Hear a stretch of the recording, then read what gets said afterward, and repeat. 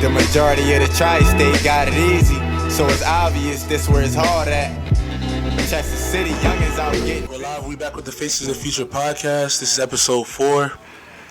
We just want to give a shout out to Fast Sports USA for lacing the team with some gear last week and sponsoring the podcast.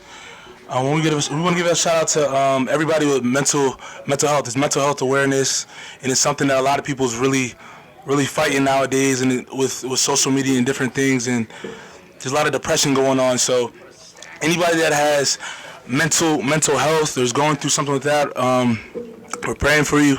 So let's just get it started. Shan, how was your week so far, man? Week was good. We just had a real good weekend. Shout out to the homie Ray. Had a little going away party for him down in DC. He's going to play football in Canada. So shout out to him. It was a nice little weekend, right? DC. Yeah. Dope vibe. Day party. Yeah. It was your first time down there, like going out? Going out, yeah. Going out first time down there. Been down there a couple times to like go see everything, the museums and monuments, but going out first time, real dope vibe. Would you go back? I mean, absolutely. You know, anytime you want to go back down to that same spot, I'm ready to go back down there. You know, dope vibe. That was a good time. Whole squad was down there. All the Jersey boys was down there. So, you know, that was a good time for sure. So this is going to be a good podcast we're going to talk about. We have a special guest on here today. A lot of you in the Jersey area probably heard of his name. He's a very emerging, very talented fashion designer that goes by the name of Charles J. You want to introduce yourself and just tell people a little about what you do, where we can find you on social media and things like that? Word. So my name is Charles J. I'm a designer of Urbane. The social media for Urbane is urbane.us, so it's urbane.us, and then my personal Instagram is at the Charles J. So that's TheCharlesJay. I've been designing for about 4 years, and I ain't going to overtalk y'all with the questions right now, but I'll answer there. So what inspired you to get into the fashion industry? Like what was your first spark and sparked your creative ability when it comes to designing clothing and things like that? So, I mean, I've always been into fashion. So whether it was just like throwing a bunch of different looks together or just throwing anything together and just being confident in that, I was always like that since like middle school. So when I graduated from college, it was like, I want to be able to start something that I could call my own. And like I said, I've always been into fashion. I was going to 8 a.m. classes dressed in bow ties and blazers. Okay. I was that weird guy. Right. So it just translated after college. It was like I really just want to have something that I can call my own. And I ran it by a couple people that I know, and everybody has a clothing line talk. Definitely. I kind of just ignored that and really put my foot on the gas and was like, I'm just gonna make it happen. It doesn't really matter what anybody else thinks. So that was part of the reason why I started. I just wanted to really be able to call something my own. And when you get out of college, you're still trying to figure things out. You don't know your career path. You don't know anything like that. So it was like, this is the perfect time. Like, I'm still figuring it out. So that was the reason why I started. And I've been following you for a while now. This interview, this conversation, I don't want to call it an interview, but this conversation has been something we've been looking forward to for a while. And as I've been following you on social media, Instagram, Twitter, I saw you were battling cancer, was it? Tell us a little about that story and how it, I guess, propels you to the person and it allows you to have the mindset that you have today when it comes to managing your brand and building everything from the ground up. Yeah, so I mean, at age 2, I was diagnosed with a Wilms tumor. That's cancer of the kidney. So I had my right kidney removed, went through chemotherapy. I was at Children's Hospital for about 3 months after I had like my surgery and everything. And every morning I wake up, I'll play with these building blocks. Okay. So that's what the whole story behind the logo is. But as far as like with dealing with cancer, I was young, so I didn't really understand anything. But a lot of things that I go through in life now kind of translate that experience. Okay. So when I look back, or like I have a conversation with my mom or my dad, or I'm looking back on things that I went through after cancer, it just relates to that experience as far as the type of person that I am and the type of person, like the resilience that I have. Like I've dealt with a lot of personal issues and family issues and all of that stuff. But even with like going to school full time, playing basketball and working full time, like, to me, there's never really, don't really have an excuse for anything. Definitely. Like, I defeated cancer, so there's no reason why I should be trying to, like, make excuses or not really give it my all kind of thing. Because by statistics, I shouldn't be here. So that's really, like, the pedal to the metal behind everything that I'm doing. And I feel like a lot of people that are trying to build something their own, like you have already and you continue to do, they kind of get down in the dumps when a trial comes or something doesn't go their way right away. What would you say to people that that are maybe at a low point in their career, maybe not in just their entrepreneurial journey, just in life in general? I mean, as far as like the entrepreneurial journey, like on social media is glorified. Like people make it look like it's this amazing, like crazy beneficial thing all the time, and it's not. If you're really a true entrepreneur and you're really getting outside your comfort zone all the time, you're gonna have a lot more failing times than you do have successful times. Definitely. And that's where your growth comes in. Like for me, even as a designer, like I'm constantly pushing myself to think outside the box and elevate to the next thing. I could easily stay in my box and just generate the same product over and over again and really try to increase sales that way. But for me, it's like, yo, I'm trying to take over the market. I'm trying to break it. So it's like I'm going to constantly push myself to get outside my comfort zone, whether it's using a fabric that I didn't use before or part of the reason why I made a decision to segment the brand. Like you got the Interact, that's part of the luxury line. Okay. And then now I have TSC, which is the more so like athleisure, everyday, lower brand kind of thing. So that kind of puts me in like a position as a designer to like, yo, I got to be able to generate products for a luxury line and do it for an athleisure brand. So it's like I got to constantly challenge myself, like, yo, what can I do next? If I release a collection for TSC, then I got to come back with something crazy for Unbreakable. So by me putting those like stipulations on the brands, it forces me to think outside the box. I can't keep generating the same products.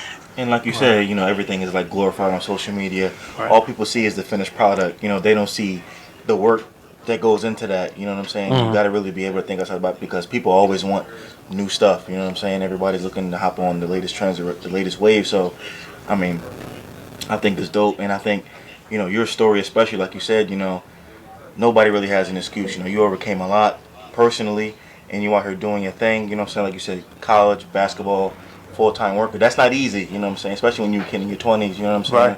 A lot of people want to have that, more so that downtime to kind of just chill. You know what I'm saying? You out here, you know, grinding and getting it. So, respect, you know. Yeah. I mean, like, I always tell people, man, it's going to be amazing times throughout your journey. And there's going to be times where you really think about quitting. Like, last year when I went 7 months with no product, my first thought was like, yo, maybe this is just a sign from God that I shouldn't be doing this. But then I really had to step back and think like, nah, this really what I got to do. So for that 7-month stint where I didn't have product, I didn't have the financials behind it because my money was tied up in China on the product that was 7 months late. It was like, yo, I got to grind, get some more bread and find another manufacturer. So for me, it was just like, yo, this just going to be another part of the story. Exactly. It's just going to be another part of the story. It's a testament to what the brand has been through, the resilience of me personally as a designer, the resilience of the brand. And it's not a lot of people that be able to come back from 7 months with no product. Like I literally lost my entire audience. Like, with the way social media is right now, man, you can lose your audience in 2.5 weeks. Like, everybody's attention span is so short. And another question I have for you when it comes to social media is, how do you not get caught up in the hype, as you were talking about a little bit earlier, when it comes to likes and following, and keep to the authenticity of your brand? Because you know there's a lot of people coming out with a lot of, like, you see a lot of designers more so in the northeast area, everybody wants to come out with a bubble coat. Everybody want to come out with the bulletproof vest. How do you keep the identity of your brand the way it is, and the foundation, and like I said, the authenticity of your brand the way it is, with not try to get caught up in the trend of now? I mean, I'm so transparent in my process, and I think that's something that I even had to work on at first, was because there's so many things going on with social media. Like, for me to tell you I don't get caught up in the likes at all, I'd be lying to you. Because the reason why we post, the reason why we engage on social media is to get the likes, get the likes up, and that's where like my heart was set at first. But now it's more so like I don't pay attention to other designers, and I think that's what's been so beneficial to my brand, because I don't care what's trending. I don't really follow like what's trending in the fashion industry. I more so look at the business models and look at the business aspect of fashion to see where it's going. The whole like bubble coat, bulletproof vest thing, like those are all trends. And trends are like, just like waves. It's going to start and it's going to stop. And when you're a designer, if you're going to follow the waves or follow the trends, you can only do that but for so long. And that's why you see so many brands come in and then 2-3 years later they're non-existent, because if you're developing the same product that everybody else is producing, granted, you can put your own twist on it or whatever, but if you're developing the same product, the consumer has no loyalty to you. Most consumers are loyal to a price point. That's why Fashion Nova, Pretty Little Thing, H&M, Forever 21, that's why everybody is shopping that, because consumers get so caught up in price. Well, I can go on Fashion Nova and it's $14.99, or I can go to Forever 21, it's $21. I'm going to order it from Fashion Nova. Yeah, exactly. But over time, when you decide to actually build a brand, that's what people are going to buy into, as far as like how it makes them feel when they wear it. And that's what's the difference between being a trend or being Ralph Lauren. And that's the same thing that Hov was saying. Hov was saying, that's everything that Hov was saying, is you can be here for a little bit and cash out. Yeah. That's cool, because if your heart is not in designing or in the art, cool. Like I never downplay anybody when it comes to their bag. Okay. How you get your bag is how you get your bag. That don't got nothing to do with me. Yeah. But when it comes down to the art and the fashion behind it, that's where my heart is completely set on. And that's the reason why I kind of like been able to connect with people like a Swiss Beats, because they're in it for the culture, for the art. And that's somebody who is like in the art platform right now. He's arguably the biggest influence, without a doubt. Sure. And he's the one that's putting money back into the artist's pocket. So for me, it's just like, yo, I'm in it for the art. I'm not really gonna follow trends. Like I released the cloak design, the poncho. The cloak, yep. I released that last fall. I only sold 5 of them. And for me, it's like I could have easily been like, oh, I'm just gonna throw this on sale, 50% off, and just move my units and get my bread back. Yeah. But the business mind that I had was like, yo, maybe it just wasn't the right time for that to hit the market. And then 2 months later, Thomas de Garcon and North Face dropped a collab with two Tokyo companies and did the same design. So for me, it's like, yo, my mind is where it needs to be. Mm-hmm. It's just maybe I got to work on the execution and the timing. So when you see, like you say, you had the cloak design, and then you see a bigger brand drop something very similar, do you get that notion or that feeling that you know people are watching, like bigger brands are watching what you're doing? I mean, regardless, if you look at the history of fashion, man, somebody's always watching. It doesn't matter how big or small you are. Somebody's watching. And if it's something that they feel like they can monetize off of, then they're going to do it. Do I think North Face or Thomas de Garcon stole that concept? No, because it's been relevant in Tokyo fashion for the last 2 years. Gotcha. And I study a lot of Asian streetwear, just because they're so far ahead of the U.S. Yeah. Like if you look at Tokyo Fashion Week, even like just like the pictures of people walking down the street during that time, their fashion sense is really like next level when it comes to streetwear.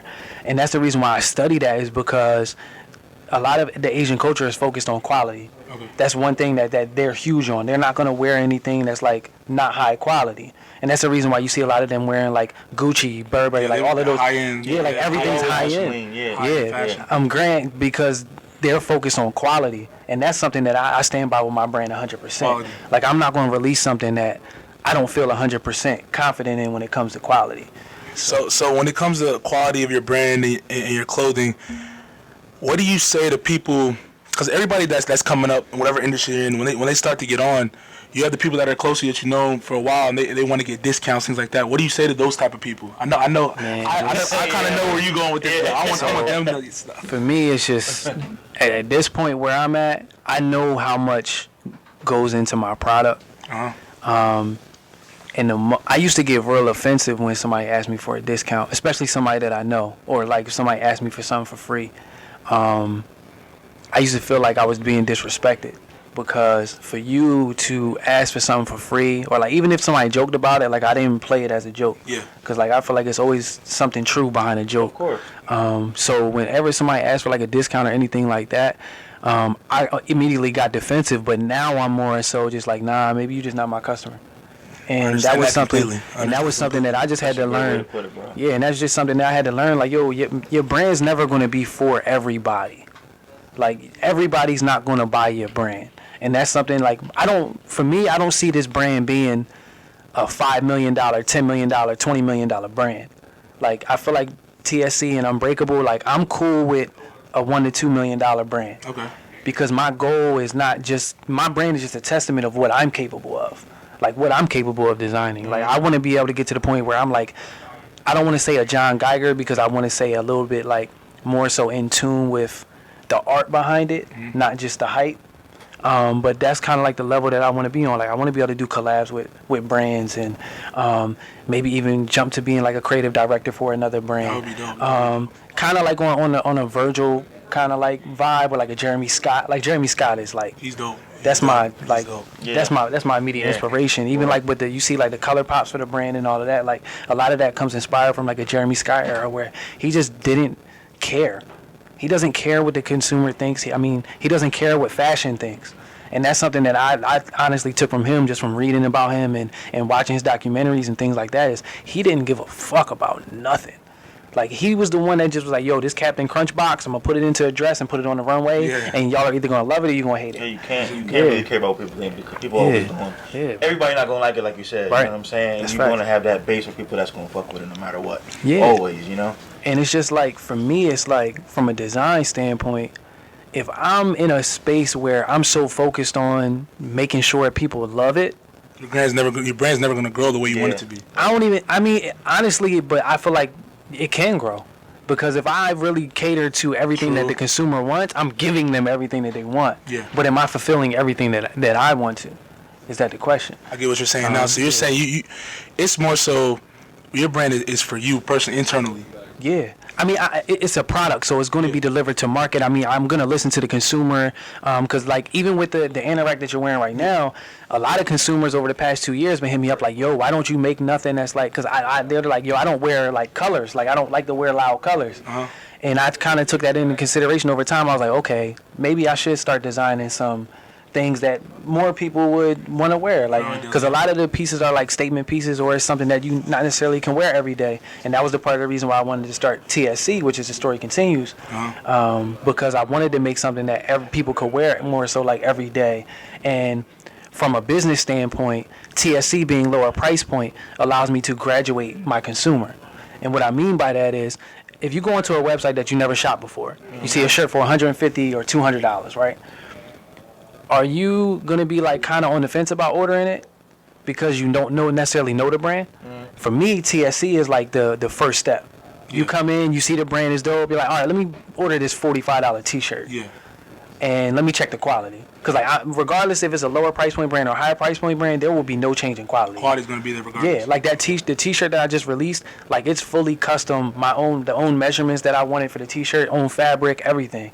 So for that being a $45 shirt, that's cheap. Yeah. Like fully custom cut and sew t-shirt, like that's pretty cheap for $45. But for me, it was just a business point. Like, I want people to just be able to buy something so that they can see that the quality is really like that. And then when they got to go spend $140, $150 on a shirt, they not thinking twice about it. Because like you said, I feel like a lot of people come into question with the new brand. They don't know what to expect when they first get it. Because a lot of people that order, say you shop online, like you said, you go to a website and you're expecting one thing, and then it comes in, the quality's not what it says online. It's the feeling is not there. It shrinks in the wash, whatever it is. That's happened to me a couple times. So the fact that you put that much time and dedication into the detail of just that factor of your clothing brand is very important to a lot of consumers, I feel. Yeah, a lot of people. Like I said, I'm in it for a different reason. Yeah. Like if I was in it to make money, even the jacket that you got on, easily I could have that zipper that's on there. Yeah. I only use YKK zippers on my products. Okay. For me, the YKK zipper gives that final touch of aesthetic that I want from my brand.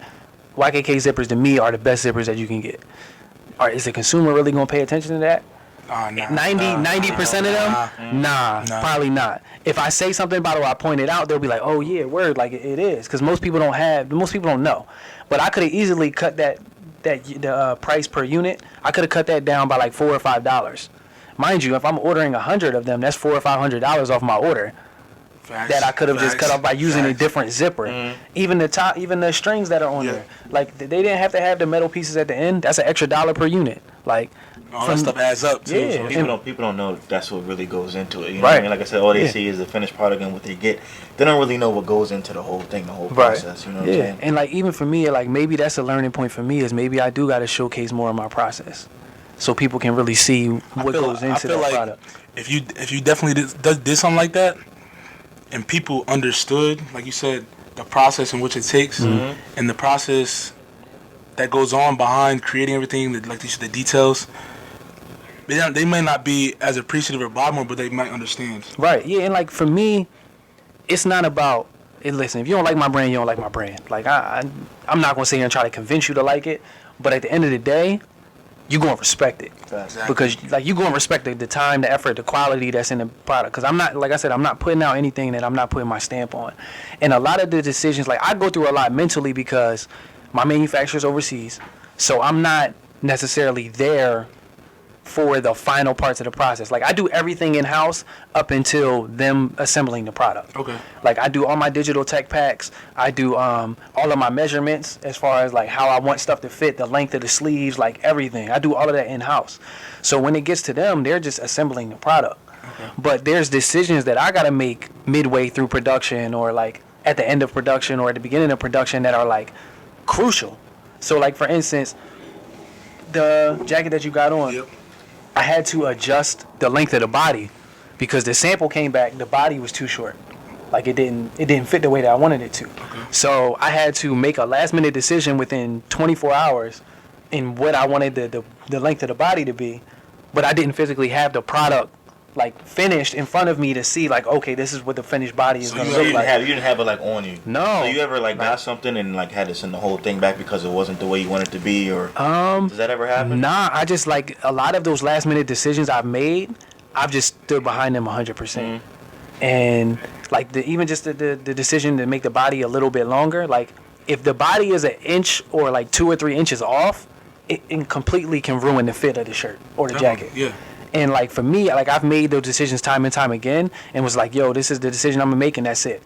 And when the product comes in, it's been like on point every single time. That's perfect. That's yeah, so it's like, but it's just, I think it's just me putting that energy out to the universe. Like, yo, I'm confident that I'm making the right decision. Definitely. Because if there's any doubt in your mind, that energy is gonna go out, and something might go wrong. For sure. So, For sure.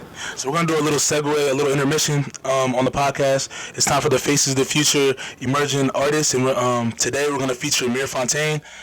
He just released a new single called All Mommy. He's from Camden, New Jersey. And once again, this is Amir Fontaine, Faces of the Future. That was Amir Fontaine, All Mommy. He's an emerging talent from Camden, New Jersey. And follow him on all social media, Amir Fontaine. And just he has an album coming out. Who's Watching the Kids too, right? It's coming out. I think it's releasing this weekend. So everybody who copy it, go stream it. If you don't know who he is now, you're gonna know who he is in the next year or two. In my opinion, he's making a lot of noise in the South Jersey area and around the East Coast. Once again, that was Amir Fontaine, and we want to give another shout out to Fast Sports USA, who sponsors our podcast. They do everything sports, from amateur sports to professional sports. They have a new clothing line that just dropped, all athletic wear. So go follow them at Fast Sports USA on all platforms. And once again, grab your merch. It just dropped May 1st. So we talked a little bit about your brand, your upbringing and things like that. So I want to know like your inspirations. What designers did you look up to coming up in the game? I mean, like I said, I don't really get caught up in the whole idea of fashion. I feel like it's just certain people that I kind of just look to as far as like the culture of like art in general. So like people look at me crazy when I say Farnsworth Bentley, but like Farnsworth. I was like a Farnsworth Bentley kind of dude. And like he just didn't, whether it was wearing the bow ties to wearing colorful blazers to like some crazy color loafers, like that was me. Like, yeah. I mean, that is me. Like, that's the type of person that I am. Even through the clothes like I design, like you can kind of see the correlation between like his mind, how he thought with fashion, and how I think. But as far as like following designers and all, like I just really don't get caught up in the hype. Okay. I just like Jeremy Scott was like the one that was like the only person that I really look to for inspiration. Outside of that, I just look at inspiration from everyday things that I go through. Like if I'm driving to work, because I believe everything is based on perception. Whether it's art, music, it doesn't matter. Everything's perception based. So how I might feel about something, somebody else might not feel it the same way, and that's okay. So for me, like when I'm driving to work and I see a billboard, or like if I'm just walking down the street and I see something that's kind of like different, I'll look at it and say like, yo, what does that mean to me? Like I'll internalize whatever I see and put it into my body and be like, yo, how can I translate this to maybe an experience that I had? Because like growing up and being only 2 years old and fighting cancer, like I said, I don't remember a lot. But there's things that trigger those memories. So like even with the color blocks, I was driving to work when I used to work in Deptford, and it was a billboard that had color blocks on it. That's kind of where I got the connection from my past. Because like I didn't know, like I used to be in playroom playing with color blocks. I didn't know that. Like, I was young. Like, you won't remember a lot of things until something's triggered. So when I saw the billboard, I was like, yo, what does that mean to me?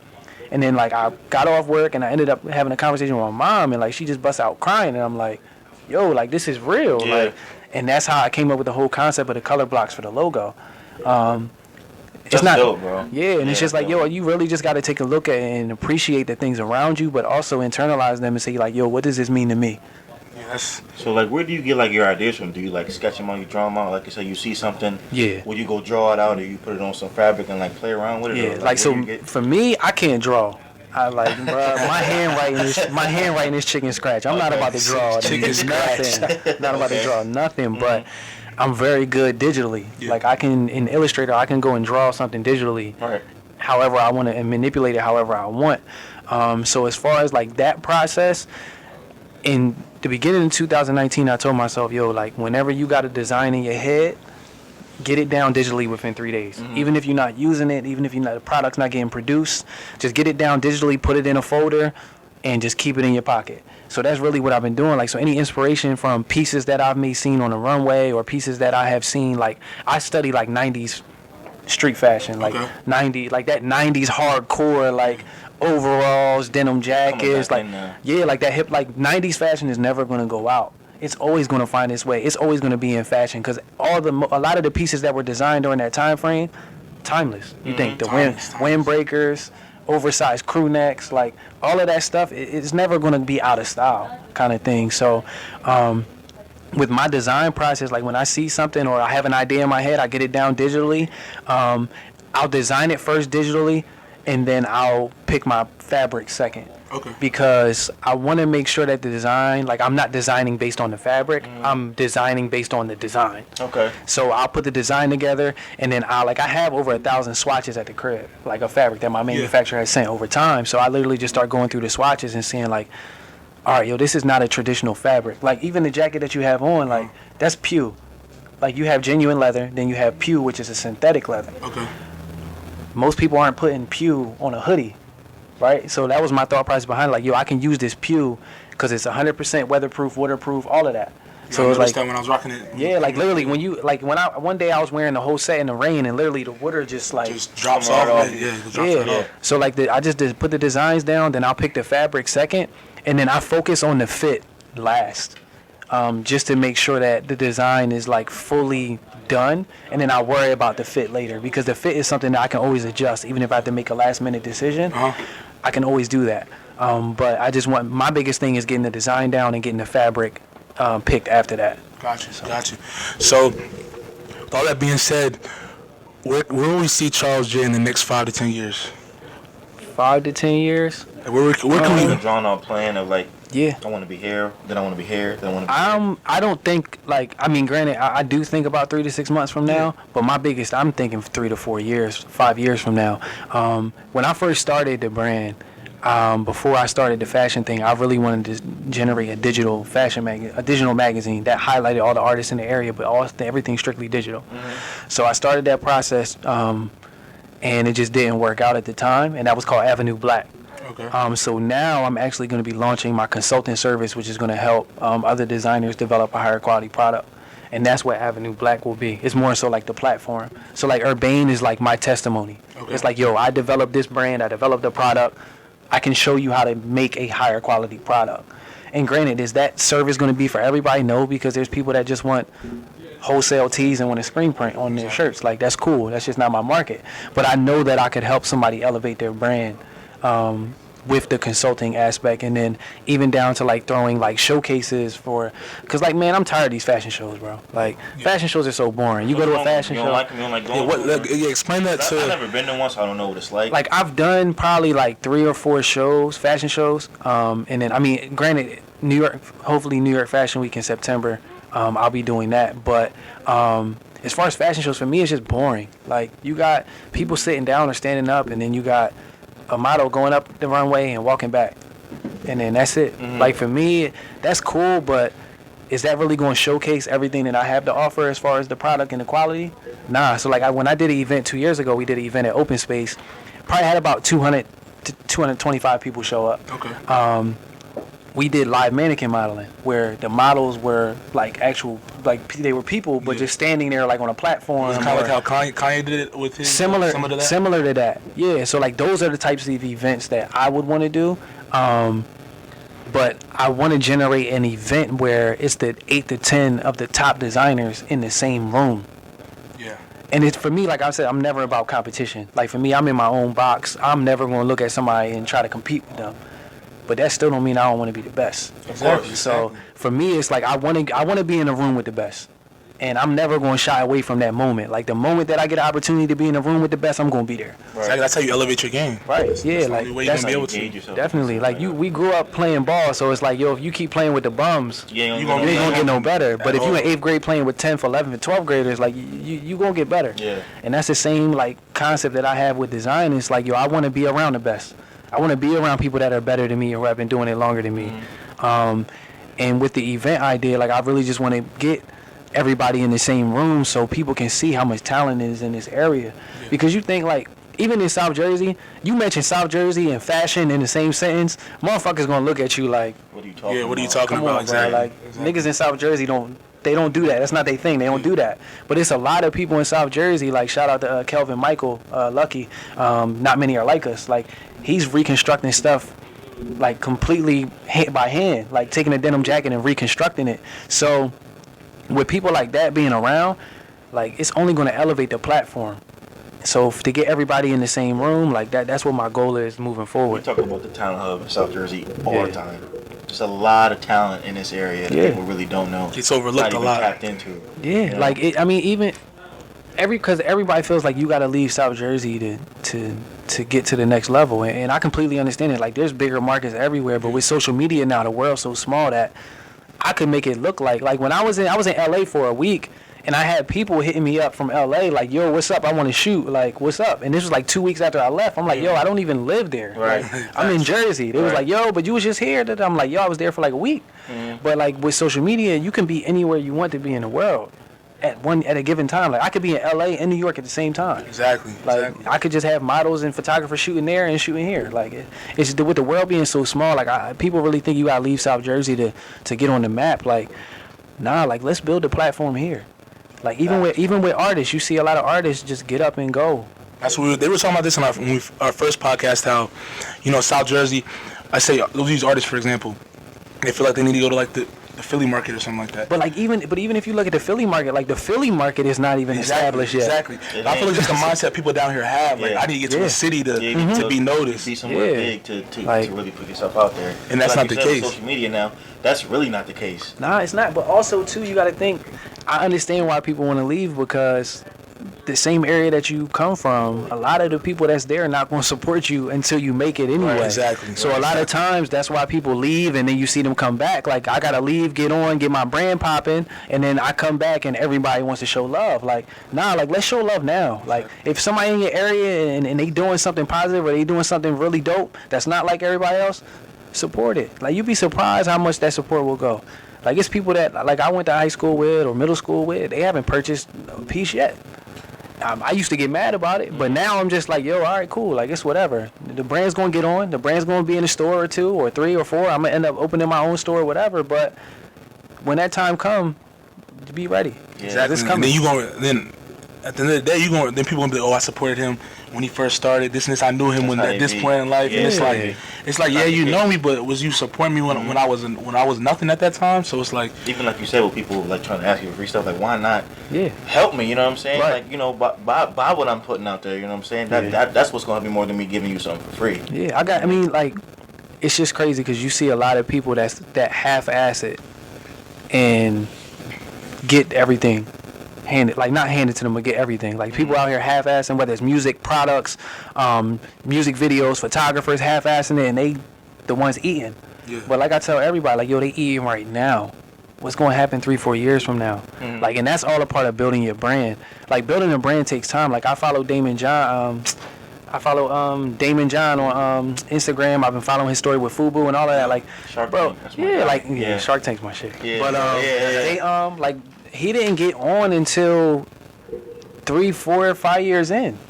Like they was just building, and they was building. Basement, they was building, and then when they got that stretch of where LL Cool J was rocking, and it just took off.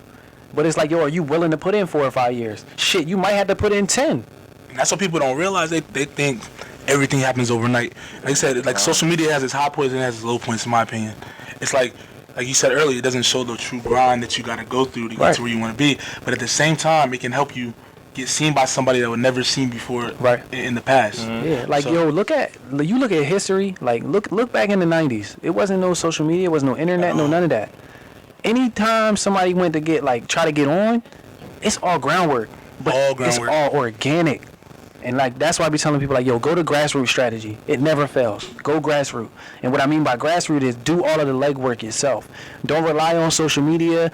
People be bugging when Instagram goes down for 20 minutes. Yeah, people don't know how to react, man. That happened like a month ago when everything just shut down. Yeah, Instagram went down for 20 minutes and people don't know how to act. But it's because what have you done to really build your brand or build your following outside of what social media is? And like this is something that I'm even learning where I can't rely, like I'm not relying on social media no more. I used to rely on social media like, yo, I gotta do this photo shoot so I can push these pictures to social and just get a little bit of traction. Now I'm like, nah, moving forward, like even this year, like moving forward, nah, I gotta do more pop-ups. I gotta engage with people in real time because you're not gonna feel what I'm talking about or feel the product or feel the quality or feel anything that I'm talking about until I get to see you in person and we have a conversation for the most part. Exactly. So for me, it's like from here on out, it's straight grassroots strategy. If I got to do a pop-up once a month or shit, I'm going to pop up with my own store next year eventually. But the grassroots strategy just never fails because like I talk with a lot of passion about my brand. You might not know that from just going on the website and looking at pictures of the product. You're not going to know that. You might not even realize that there's a cancer ribbon on top of the hood. Yeah. Like things like that. But if I'm in person, I'm able to talk to you about it. You're going to be like, yo, like, that's another level. And that's just where I'm trying to get. Like, I'm trying to connect with as many people as possible in real time, not on social media. So before we close the podcast out, what would you tell any up-and-coming fashion designer that's younger, that's aspiring to be anything, may not just be the best, but anything in design or in fashion that's going on the same journey or will be on the same journey that you're going through right now? What advice would you give them? The biggest advice is just stay true to your vision. Because there's going to be a lot of pressure. Like, it's even times where I sometimes feel pressure to speed up my process. Because, like, with fashion and social media, like, the world's moving so fast now. Even with fashion, like, there's really no more spring, summer, fall, winter. Brands are going to start dropping once a month. Like, that whole, like, New York Fashion Week, fall, winter, spring, summer stuff is going to be dead in another year or so. Because brands are trying to keep up with the pace. Yeah. It's fast. Even, like, Burberry, they bought a factory in China. Like bought out a whole factory just so they can cut their production time in half. Jeez. So they want to go from from prototype to runway to market. That's a $1 billion company. Yeah.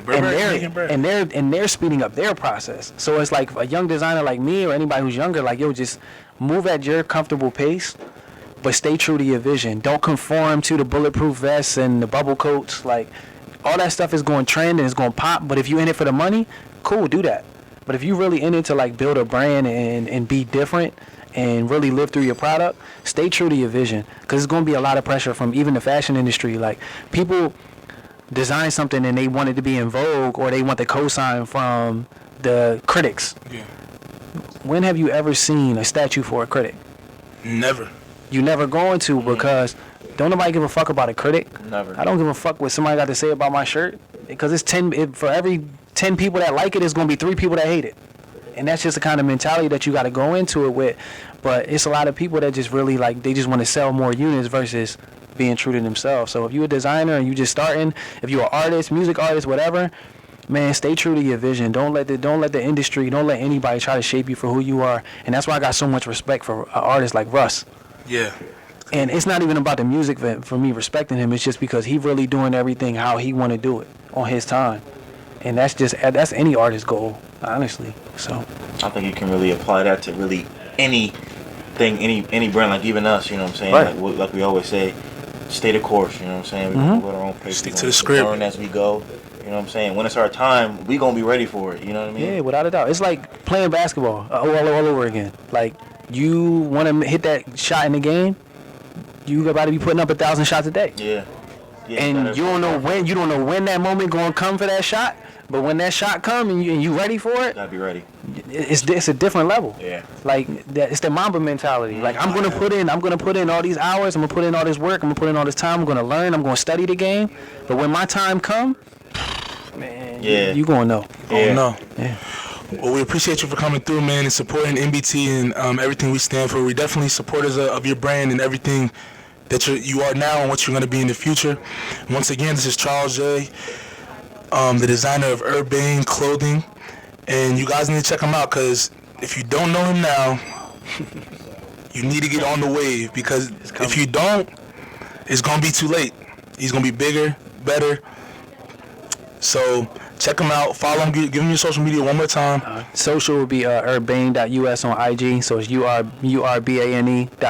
The personal IG is at the Charles J. So TheCharlesJay. And then the website is www.urbaneclothing.us. You heard it there first, and you guys can follow us at MBT_the1% on Instagram, and on Twitter you can follow us at MBT the Future. Thanks for tuning in. This is episode 4 of the Faces of the Future podcast, and we're signing out.